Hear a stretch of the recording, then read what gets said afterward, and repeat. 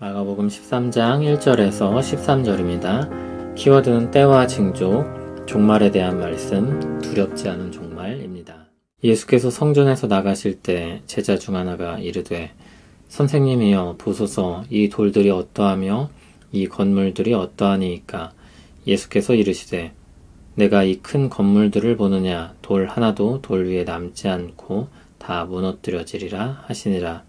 예수께서 감람산에서 성전을 마주 대하여 앉으셨을 때 베드로와 야고보와 요한과 안드레가 조용히 묻되 우리에게 이르소서 어느 때에 이런 일이 있겠사오며 이 모든 일이 이루어지려 할 때에 무슨 징조가 있사오리이까. 예수께서 이르시되 너희가 사람의 미혹을 받지 않도록 주의하라. 많은 사람이 내 이름으로 와서 이르되 내가 그라하여 많은 사람을 미혹하리라. 난리와 난리의 소문을 들을 때 두려워하지 말라. 이런 일이 있어야 하되 아직 끝은 아니니라. 민족이 민족을 나라가 나라를 대적하여 일어나겠고 곳곳에 지진이 있으며 기근이 있으리니 이는 재난의 시작이니라.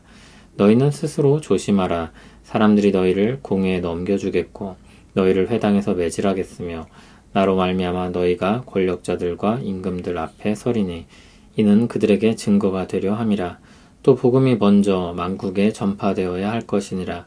사람들이 너희를 끌어다가 넘겨줄 때 무슨 말을 할까 미리 염려하지 말고 무엇이든지 그때에 너희에게 주시는 그 말을 하라. 말하는 이는 너희가 아니요 성령이시니라. 형제가 형제를 아버지가 자식을 죽는 데에 내주며 자식들이 부모를 대적하여 죽게 하리라.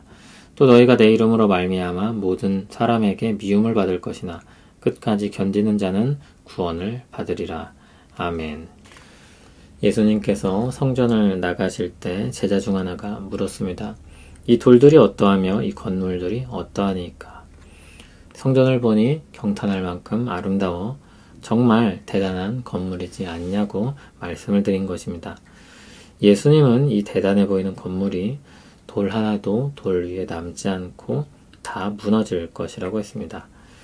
하나님은 제 기능을 잃은 성전을 무너지게 하시고 더 이상 거기에 자신의 이름을 두지 않으실 것입니다.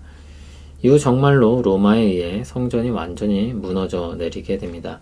예수님의 말씀이 그대로 이루어지는 것입니다. 이와 같은 제자들의 관심은 그들이 여전히 보이는 것에 매여 있으며 곁에 계신 주님과 그분의 가르침을 제대로 알지 못하고 있음을 보여줍니다. 예수님은 감람산에서 성전을 보고 앉으셨습니다. 그때 베드로와 야고보와 요한과 안드레가 조심스럽게 물었습니다. 아까 성전이 무너진다고 하셨는데 어느 때 그런 일이 있을 것이며 무슨 징조가 있겠습니까? 예수님은 언제에 대해서는 말씀하지 않으시고 징조에 대해서 가르치십니다. 언제에 대한 것은 하나님께 속한 것으로서 사람들에겐 감춰진 미래이기 때문입니다. 어떤 징조가 있을 것이라고 말씀합니까? 5절에 미혹을 받지 말라고 했는데 6절을 보면 그리스도를 사칭한 사람이 많을 것이라 했습니다. 7절, 8절을 보면 전쟁과 자연재해가 있을 것이라고 했습니다. 그런데 그것은 재난의 끝이 아니라 시작이라고 했습니다. 9절을 보면 예수님을 믿는 사람들이 고난을 당합니다. 하지만 10절, 11절을 보면 복음이 만국에 전파됩니다. 그때 성령님은 우리에게 할 말을 주실 것입니다. 12절을 보면 가족 간에 불화가 있을 것입니다. 13절을 보면 주님의 이름으로 미움을 받을 것입니다. 그러나 끝까지 견디는 자가 구원을 받는다 했습니다. 제자들은 예수님이 성전이 무너질 것이라고 말씀하시자 놀라서 두려워하며 물었습니다. 언제 그런 일이 있으며 어떤 징조가 있을 것이냐고 했습니다. 예수님은 성전이 무너질 일들에 대해 말씀하시고 그것과 더불어 종말에 대한 가르침을 함께 주십니다. 그것은 마치 구약의 선지자들이 미래의 일을 말할 때 가까운 미래와 더불어 최후의 일을 함께 말했던 것과 같습니다. 주님이 말씀하셨던 것처럼 여러 징조들이 나타났고 사람들이 의지하고 자랑으로 여기던 성전은 무너지게 됩니다. 그러나 성전의 무너짐은 시작에 불과했습니다. 종말의 때 교회는 핍박을 받습니다. 그러나 그때 복음도 함께 전파됩니다. 그때 교회에게 할 말을 주시는 분은 성령님이십니다. 다시 말해 핍박을 받는 그때 성령님이 함께 하셔서 복음이 전파되게 하실 것입니다. 그러나 교회는 복음이 가진 배타성 때문에 가족 간의 어려움을 야기시키기도 하며 주님의 이름으로 인해 미움을 받기도 할 것입니다. 그러나 끝까지 견디는 사람은 구원을 얻을 것입니다. 이것은 사람 편에서의 서술입니다. 하나님 편에서 말한다면 성령님께서 믿는 자들을 끝까지 견디게 하시고 구원을 얻게 하실 것입니다. 그러므로 그날에 대해서는 우리에게 감춰져 있지만 징조를 보고 종말이 왔음을 깨달아야 할 것입니다. 그것은 바로 지금 우리 앞에 일어나는 현실입니다. 우리는 종말의 때를 살고 있는 것입니다. 주님이 오신 이후로 종말은 더욱 가까워졌습니다. 승천하신 주님이 다시 오실 때 모든 것을 심판하실 것입니다. 그날엔 모든 것이 종결될 것입니다. 우리는 고통받고 괴로워하며 마치 지옥에 사는 것과 같이 그날만을 바라고 기다리며 살지는 않을 것입니다. 성령님을 힘입어 복음을 전파하고 주 안에서 견디고 소망 가운데 살아갈 것입니다. 종말은 사람을 두렵게 만드는 말입니다.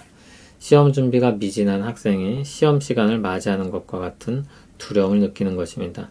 준비되지 않은 채 그날을 맞이하는 것은 극심한 스트레스를 일으킵니다.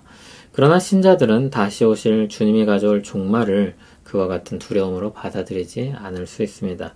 끝까지 견디는 자는 구원을 얻을 것이라고 했습니다. 끝까지 견디게 하셔서 우리는 구원의 은혜를 누릴 것입니다. 우리는 그리스도로 옷 입고 최종 심판을 받을 것입니다. 다시 말해 구원을 얻을 것입니다. 그러므로 우리가 그날을 위해 대비하면서 걱정과 두려움에 휩싸일 필요는 없습니다. 우리 대비는 그리스도로 충분하기 때문입니다. 그리스도 외에 다른 대비가 없습니다. 우리는 그날이 오기 전 우리의 삶을 어떻게 꾸려갈 것인가에 관심을 가져야 합니다. 오늘 말씀에 의하면 복음 전파가 핵심입니다. 모든 어려움을 견디며 복음을 전하는 것입니다. 마지막에 이르러 가장 중요한 문제는 그것뿐이기 때문입니다. 복음으로 말미암아 생명을 얻느냐 그렇지 않느냐입니다. 우리에게 주어진 복음의 생명이 우리 안에 살아 숨쉬고 소망이 되기를 원합니다. 또 우리를 통해 복음이 전파되어 종말을 준비하게 될 사람들이 많기를 간절히 원합니다. 우리는 주님이 다시 오실 날을 바라보며 삽니다. 그리스도로 옷 입은 우리는 걱정과 두려움이 아니라 기대와 바람으로 소망을 가지고 삽니다. 그날이 오기까지 우리에게 주어진 날들을 주의 은혜의 복음을 전파하며 살기를 소원합니다. 우리를 통해 은혜의 복음이 전파되어 더 많은 사람들에게 두려움과 심판이 아닌 기쁨과 칭찬의 종말이 되게 하옵소서. 우리를 복의 통로로 삼으신 주님, 우리가 그렇게 살게 하옵소서. 예수님 이름으로 기도합니다. 아멘.